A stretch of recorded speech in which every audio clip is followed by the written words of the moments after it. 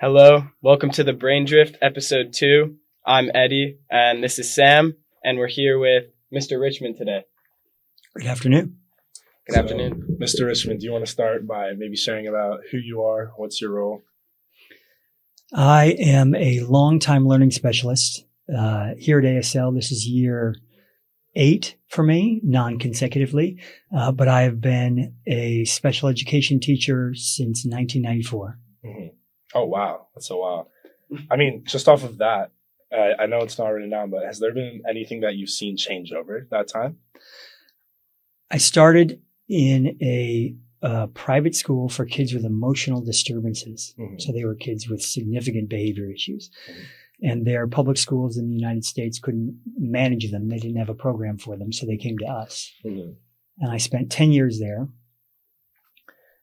Then I moved on to a public school in the States, and that removed me from those really significantly impacted behavior kids.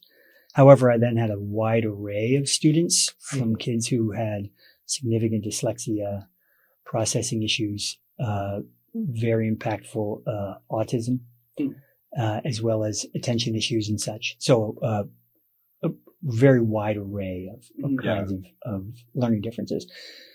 And then we moved abroad, and that narrowed the breadth of learning difference has narrowed to students who read a little slower than the average bear, or have a little bit of a more of a struggle in maintaining their focus and attention.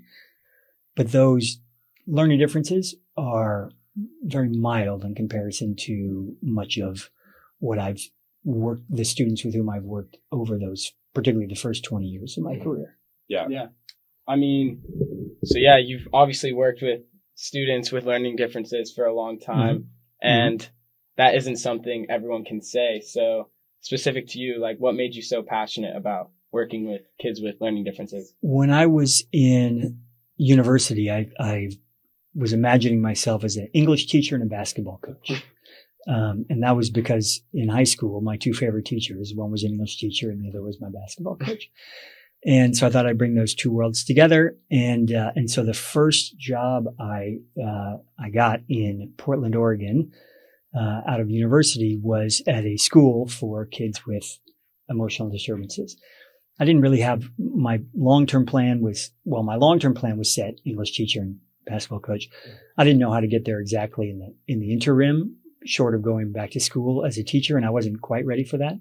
But sure enough, the first job I got was at this particular school, and maybe 6 or 8 months into that job, I realized that I had a knack for working with these kids. Like it was supporting students who struggle was something that I was capable of, that kids connected with me. I connected with them. At that point, by the way, I wasn't a teacher proper. I was really more of an aide in a classroom, supporting specific kids with specific behavior issues. Okay. And it was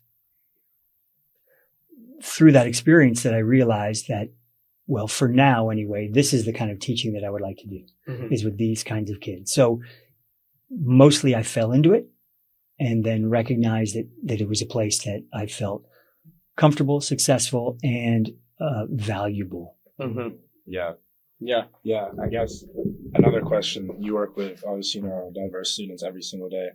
Is there ever maybe like some strengths that you see in them that they don't always see in themselves? So I know a lot of people that I know with neurodiversities, they can really get down on themselves about certain things, but in reality, they have all these strengths that they maybe don't see that someone who works with them every day can see. It's a wonderful question. And the answer is effort. Mm-hmm. What kids who come to a classroom with a unique set of skills, what they often demonstrate more than the average student is effort, is diligence, is hard work, is what I describe as stick-to-itiveness, which obviously isn't a word, but I've created it. And unfortunately, though the effort that students put in doesn't always result in the results that they want. Mm-hmm. Doesn't always lead to the grades that they're hoping for. Yeah.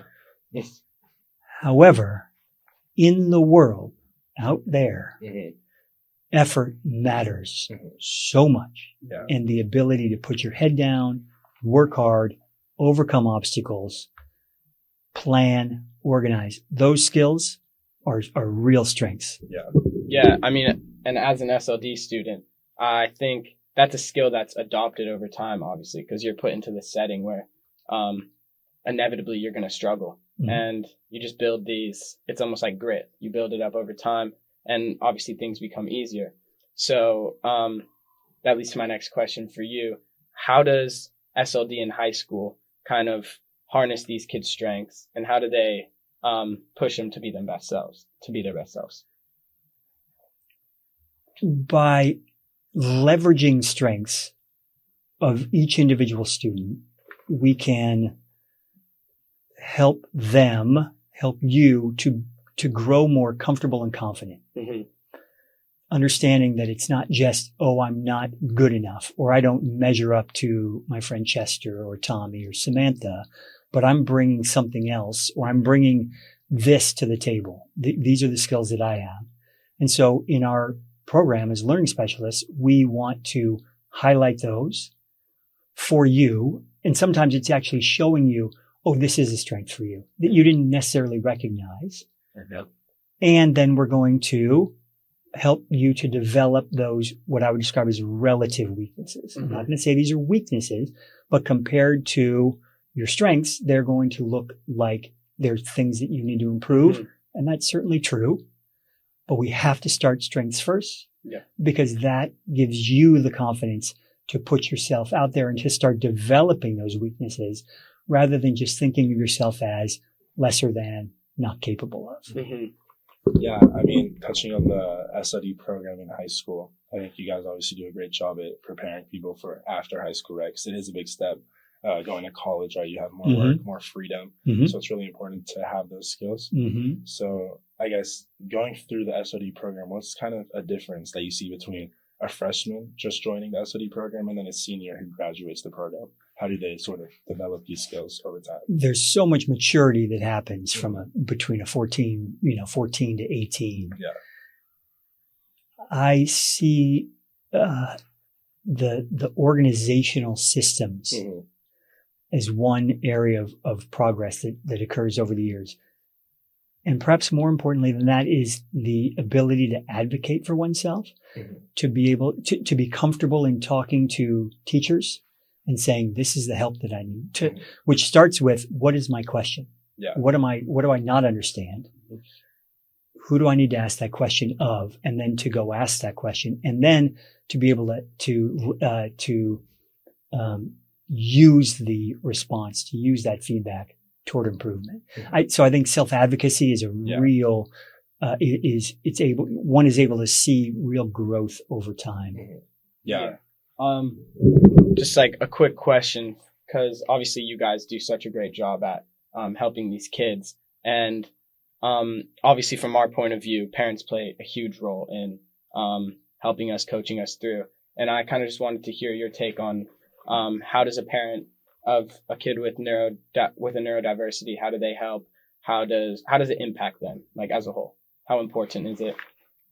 First of all, you're both very complimentary of our program and of learning specialists. So I want to acknowledge that. You're very kind to say those, to have these warm words. Parents are, the way I describe it whenever I'm talking to parents is that we are in partnership. We as learning specialists are in partnership with families in support of students. So we're in support. We are connected to you as the student and your folks as well. Having worked, Sam, with your family, your parents can attest to that language comes out of my mouth. And that's the way I approach supporting you, is in conjunction with your folks, because what we're doing here in school is fantastic. And you're here for 7.5, 8 hours of a day. Your folks are seeing you a lot more across holidays, across weekends, afternoons, and so on. And they can be very much, they are obviously your first teachers, and they are the ones who are then also supporting you as you try to put more of these tools in your toolbox from the home, on the home front? I guess, obviously there is like this really important clarity that's needed between an SLD teacher and parents. Do you think there's kind of one misconception parents tend to have about their children in SLD? I don't. I think that kids can sometimes have a misconception. I think students might think, oh, that's the place where I go to get work done. And there's so much that happens before that happens in an SLD classroom. And so I think that it's more about the students not necessarily understanding what it is that they're going to be doing. And this probably comes back to the idea of what freshmen might imagine is going to be happening when they walk into our classroom. Parents seem to have a pretty good idea. Parents to me seem more hopeful that their child is going to develop these skills of independence across however much time. Maybe it's 1 year, maybe it's 2, could be all the way through high school, so that they are ready to face the world, whether that's at university or that's just getting out there and being able to be a functional citizen. Yeah. I guess just to touch on SOD as a whole, to you, what is SOD? What does it mean to be an SOD? What's like the whole purpose of the program?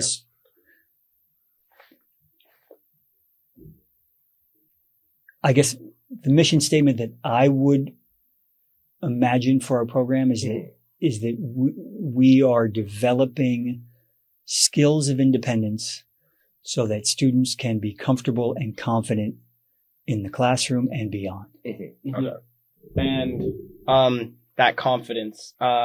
So like, how do neurodivergent students like gain that confidence? Because obviously, when I was going into SLD, which was 7th grade, was my first year, so I was late into it.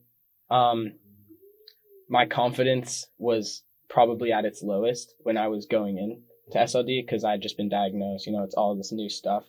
But as you said, my parents supported me, and then my confidence to now, revolving around my neurodiversities, is so much different. And I'm just wondering what you think. Is that due to SLD? Is that due to the environment? Is that due to the school? Like, how do kids gain that? Just to give another anecdote like that, I was taken out of SLD in 8th grade, and then they placed me back in it as a freshman. So that really got to me. Like, again, like you, my confidence was at a low. Like, oh, why am I back in it? Did I do something wrong? So yeah, just another anecdote that goes on with that. I know that your growth, your increase in confidence, your belief in your abilities is from within you. We are a vehicle, we being the SLD program, learning specialists can help point you to how you can further develop that confidence, whether that's, whether that's through systems of organization, or it's through encouraging you to go speak to teachers, or it's helping you to figure out how to organize your thinking when you're writing your CER when you're in grade 9. Whatever it might be. We are providing a space for you to develop. Okay. I think there's obviously like this frustration, right? Like, you put in so much effort, as you said, you might not get the grades that you want back. How do you help students navigate that through that frustration? Sometimes there's not a lot I can do. Kids are frustrated. They want these grades, and this is life. Life. There's not an equation that says I put in this much work, this is the result I get. I am, this is my profession, this is my pay. It doesn't always correlate. And all I can do is remind students that the effort that they're putting in, that skill, though that set of skills really, that is effort and trying and organizing and revising and so on, that is what is going to matter to an employer. That's what's going to matter when you are now fully independent at university. It's the understanding that I can do this. Mm-hmm. I can't guarantee results, but nobody can. I mean, as a football player, mm-hmm. You can't necessarily walk into goal and say, "Oh, this is the day that I stop every shot that happens." You can't guarantee that. Mm-hmm. I can't guarantee that for you. Yeah. All you can do is bust prepare your best, your rear to make that happen. Mm-hmm. And that's all you can do as a student. It's that effort. It's that ability to the grit, mm-hmm. the desire. Mm-hmm. And, so obviously we've been through the whole process of, getting down on ourselves, failing at something. And honestly, I can't tell you how many times I've crashed out at my parents because something isn't going my way. So I guess this question is to the benefit of the parents.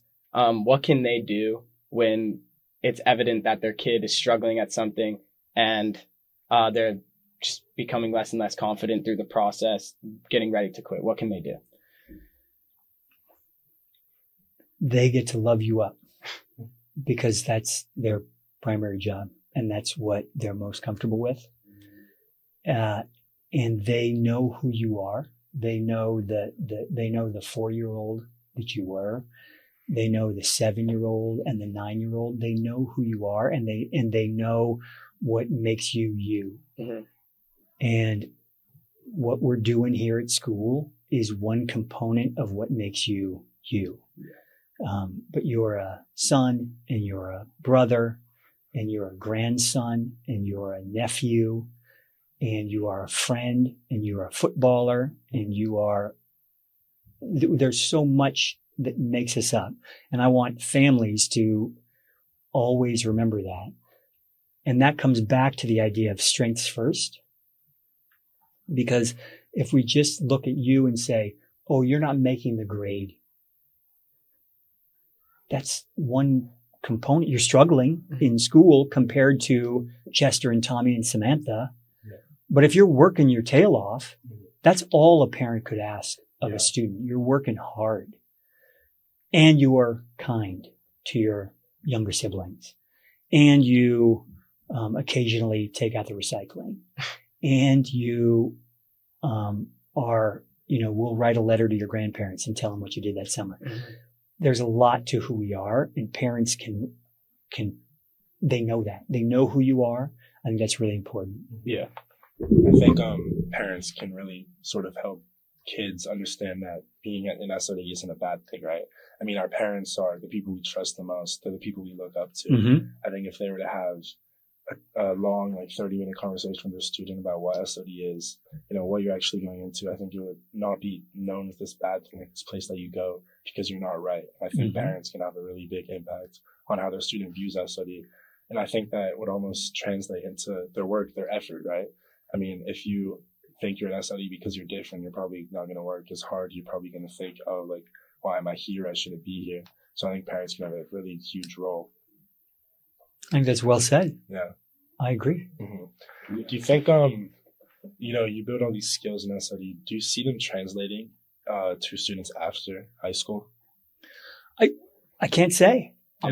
I'm not following anybody to uni. Yeah. Although I offer it to families all the time that I'm happy to move in, not move in with, but move into the same town. Yeah. Parents have not taken me up on it yet. It's fine. I don't know. Mm-hmm. But when students come back, they say thank you. Yeah. And the same is true for Ms. Ong, Ms. Stotts, Ms. Cruz.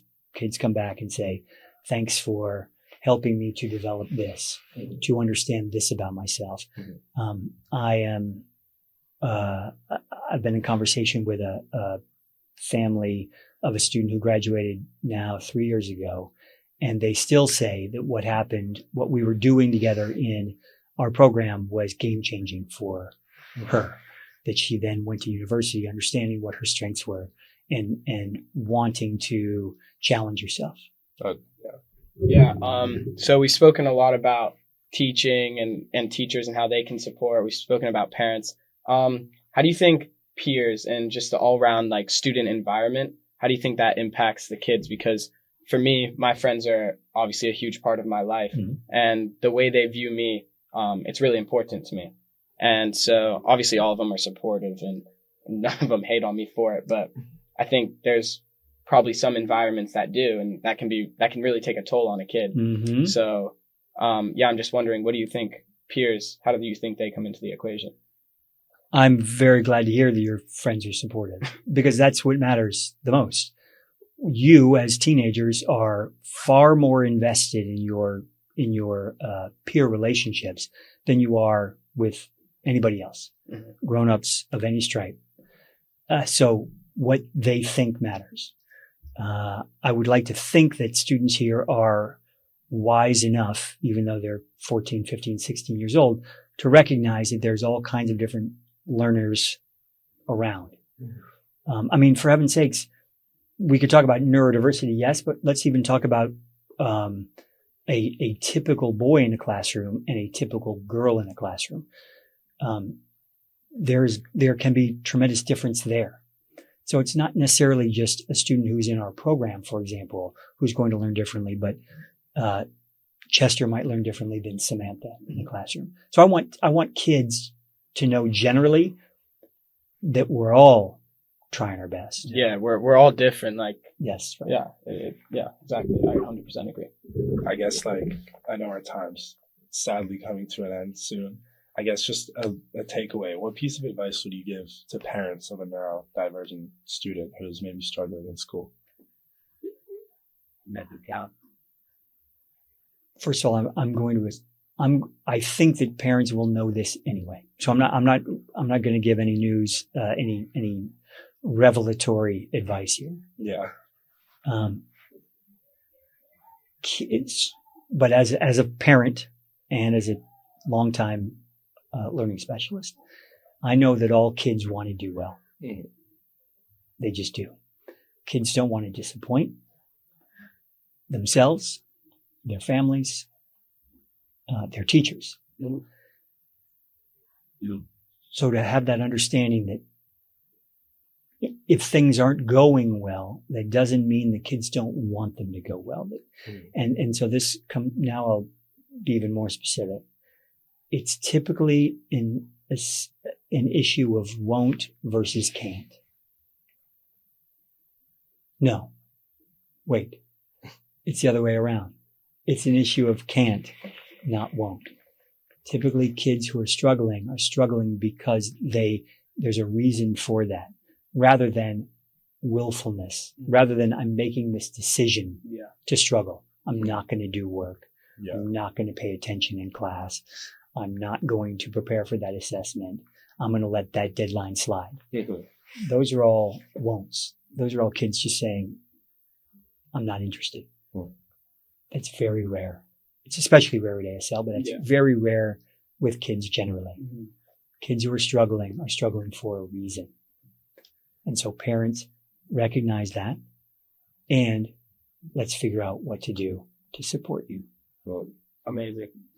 Yeah, well said. So unfortunately, we do have to wrap it up there due to time constraints, but thank you guys for watching episode 2 with Mr. Richman. Mr. Richman, thank you for coming on the podcast. Thank you. Thank you very much for giving me this opportunity.